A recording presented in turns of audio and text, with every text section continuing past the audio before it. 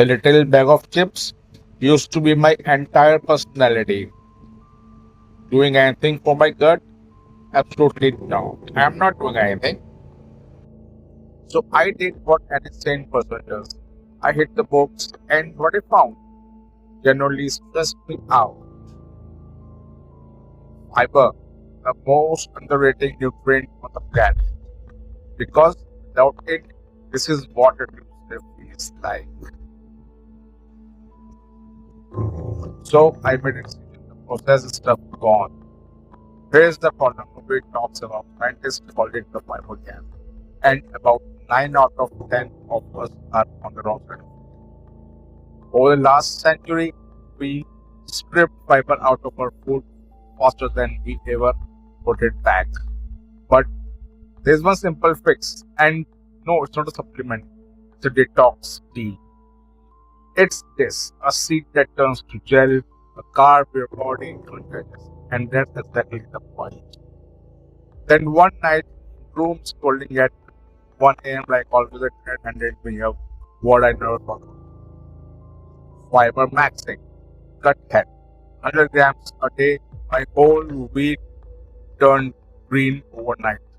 So I went hunting every root, every bean, every weird hairy vegetable in the market. Inspected.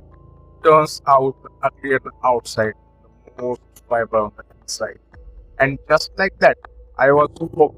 Stay with me because what fiber does inside your physical science fiction. So yes, fibermaxing blew up. Eat as much fiber as humanly possible, but there is what the influencers don't tell you. It's not really a trend, it's old school nutrition. What a cool new name. Fibermaxing. My grocery became speed run. Beans, lentils, oats, chickpeas. If it grew from the ground, it went to the top. And my plate started looking like a rainbow instead of a sad beach lunch.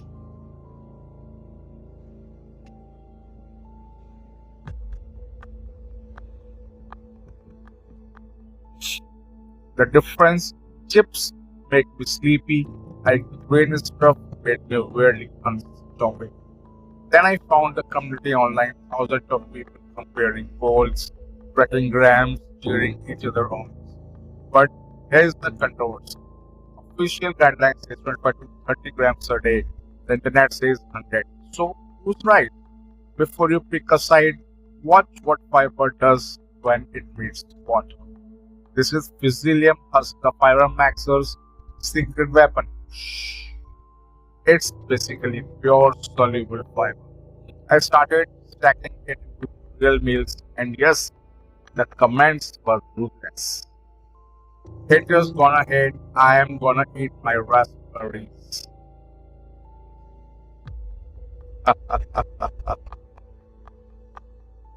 Alright, class in session, let me show you why fiber is nutritious closest thing to a superpower. Rule 1. Before anything else, fiber and water are the real package deal. More fiber, more water, non-negotiable. Ready to see what happens inside? Let's shrink down. 3, 2, 1. Welcome to the esophagus. Your fiber takes the same right down, but here's the twist. Your body cannot break it down. Stomach acid doesn't touch it. Digestive enzymes? Useless. Fiber is basically invincible. It sails to the small intestine almost intact, while everything else gets absorbed. Soluble fiber dissolving into a soft gel, slowing digestion, blunting sugar spikes, giving you steady energy for hours. Insoluble fiber is the scrub brush, sweeping everything along, keeping you regular like clock. And then, fiber reaches its true destination, the colon, home to trillions of tiny roommates, your gut microbiome. And guess your favorite food? Yeah, fiber. When your bacteria feast on fiber, They produce short chains of fatty acids, compounds that calm inflammation, feed your colon cells, and even talk to immune system. This is the moment a healthy gut literally lights up. And you feel it. Steady energy is clearer and better everything. Compare that to sugar, a spike, crash, nap, crash. Soluble fiber even binds to cholesterol and escorts it out of your body. And your gut is in constant conversation with your brain. Scientists literally call it your second brain. So I went down the research rabbit hole and the numbers shocking. More than 90% of Americans don't get enough fiber. 90%. We are a nation running on empty. And when fiber stops, your gut bacteria don't just get hungry. They start eating the protective muscle layer of your gut itself. See the gut. So yeah, this got personal. Time to do it properly and safely. Here is my exact protocol still. The starter pack.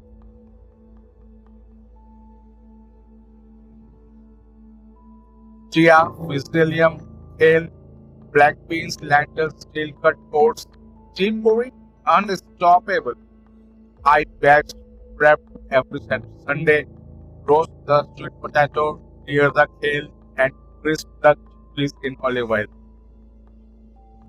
And water, so much water. Fiber without water is a traffic jam. Fiber with water is a highway. Because here is the mistake everyone makes. Jumping from 15 grams to 100 grams overnight. Your gut will protest loudly. So increase gradually, a little more each week. Your bacteria needs time to adapt. Breakfast, overnight oats, chia pudding, flax, blueberries, banana, that's 12 grams before 8 a.m. Yes, lunch, the big bowl, quinoa, black beans, roasted potato, avocado, and the 15. Then apple, half peanut butter, crunchy sweet, 5 more grams. In dinner, lentil soup, coziest 18 grams you will ever eat. The formula is simple. Legumes, whole grains, vegetables, seeds, and nuts. Build every plate like this. And that night, 45 grams. Gold crust, confetti earned. Meanwhile, downstairs, a festival. Your bacteria are thriving. And morning, that just it. I don't need an alarm clock anymore. It's the wildest part. This isn't thing anymore. Walk into an store, high fiber is suddenly everywhere. Sodas, cereals, snacks. The whole industry is shifting because we ask for fiber. Grandpas, friends, entire families, everyone is quietly Fibermaxxing. What started as a TikTok joke is becoming a worldwide movement. Look, I am not a doctor. I am just someone whose gut used to hate her. You don't need 100 grams, just need more than yesterday. Start small, one bowl, one swab, that's it. Start small, drink water, be patient, and trust your gut literally. Because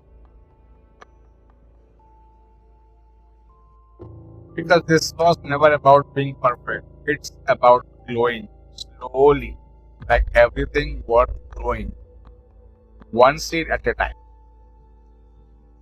Now I did. It's your turn. You are next. Fibermaxxing your gut, your power.